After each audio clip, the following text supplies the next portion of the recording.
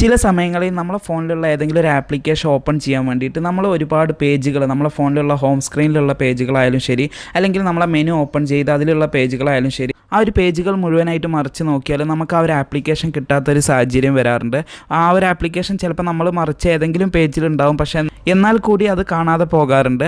അതിന് പകരമായിട്ട് നിങ്ങളിപ്പോൾ ഇവിടെ കാണുന്ന രീതിയിൽ നിങ്ങളെ ഹോം സ്ക്രീനിലുള്ള പേജുകൾ കംപ്ലീറ്റ് ആയിട്ട് നിങ്ങൾക്ക് കുറച്ച് ഒരു 1-2 പേജിലായിട്ട് ഇതേപോലെ നിങ്ങളെ ഫോണിലുള്ള കംപ്ലീറ്റ് ആപ്ലിക്കേഷനും ഫോൾഡറുകളായിട്ട് ഓരോ കാറ്റഗറിയിലുള്ള ആപ്പുകൾ, ഇപ്പോൾ ഫോർ എക്സാമ്പിൾ ഇപ്പോൾ നിങ്ങൾ ബാങ്കിങ് പരമായിട്ടുള്ള ആപ്പുകൾ, അല്ലെങ്കിൽ നിങ്ങളെ സോഷ്യൽ മീഡിയ ആപ്പുകൾ, ഇപ്പോൾ വാട്സപ്പ്, ഫേസ്ബുക്ക്, അങ്ങനെയുള്ളത് ഓരോന്ന് നമുക്ക് കാറ്റഗറി തിരിച്ച് നമുക്ക് ഇഷ്ടപ്പെട്ട രീതിയിൽ ഇതേപോലെ ഹോം സ്ക്രീനിലോ അല്ലെങ്കിൽ നമ്മളെ മെനുക്കുള്ളിലോ നമുക്ക് സെറ്റ് ചെയ്യാവുന്നതാണ്. അപ്പോൾ അതെങ്ങനെയെന്നാണ് ഇന്നത്തെ ഒരു വീഡിയോ ഞാൻ കാണിക്കാൻ വേണ്ടി പോകുന്നത്.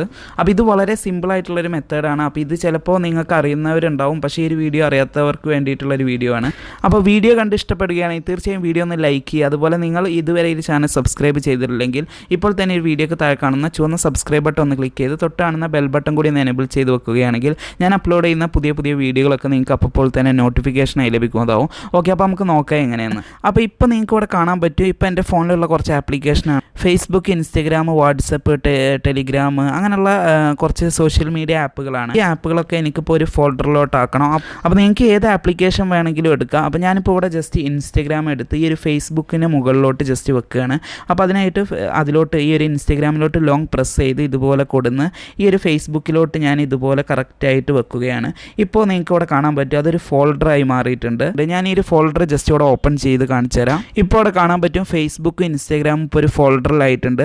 അതുപോലെ ഇവിടെ കാണാൻ പറ്റും ആഡ് എന്ന് പറയുന്നൊരു ഓപ്ഷൻ. അപ്പോൾ അതിലോട്ട് ക്ലിക്ക് ചെയ്ത് ഇനി ഈ ഒരു ഫോൾഡറിൽ ഏതൊക്കെ ആപ്ലിക്കേഷൻ വെക്കണോ അത് ഇവിടെ നമുക്ക് സെലക്ട് ചെയ്യാവുന്നതാണ്. അപ്പോൾ ഞാനിപ്പോൾ എൻ്റെ 2 വാട്സപ്പ് ഇവിടെ സെലക്ട് ചെയ്ത് അതുപോലെ മെസ്സഞ്ചർ സെലക്ട് ചെയ്ത് അതിനുശേഷം ഞാൻ ജസ്റ്റ് ഇവിടെ ഓക്കെ കൊടുക്കുകയാണ്. ഇപ്പോൾ ഇവിടെ കാണാൻ പറ്റും ആ ഒരു ആപ്ലിക്കേഷനൊക്കെ നമ്മൾ സെലക്ട് ചെയ്തത് ഈ ഒരു ഫോൾഡറിനുള്ളിലോട്ടായിട്ടുണ്ട്.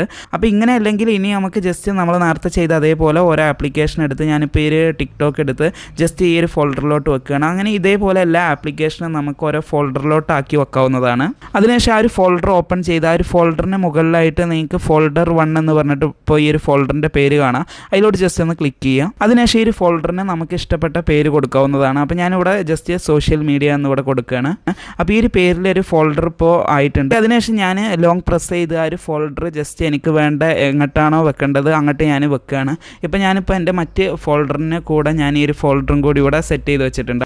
അപ്പോൾ നിങ്ങൾക്ക് ഇവിടെ കാണാൻ പറ്റും ഓരോ ഫോൾഡറിന് ഞാൻ എനിക്ക് വേണ്ട പേരുകൾ ഞാൻ ഇവിടെ കൊടുത്തിട്ടുണ്ട്. അപ്പോൾ ഇതേ രീതിയിൽ എത്ര ഫോൾഡറുകൾ വേണമെങ്കിലും നിങ്ങൾക്ക് ഉണ്ടാക്കാവുന്നതാണ്. ഇനി അതുപോലെ തന്നെ ഇപ്പോൾ ഇത് നമ്മൾ ഹോം സ്ക്രീനിലാണ് ചെയ്തത്, അതുപോലെ മെനുക്കുള്ളിലും ഇതേപോലെ തന്നെയാണ്. അപ്പോൾ ഞാനിപ്പോൾ കാണിച്ചത് എൻ്റെ ഹുവാവിയുടെ ഒരു ഫോണിലാണ്. ഇനിയിപ്പോൾ സാംസങ്ങിൻ്റെ ഒരു ഫോണിൽ കൂടി ഞാൻ കാണിച്ചു തരാം.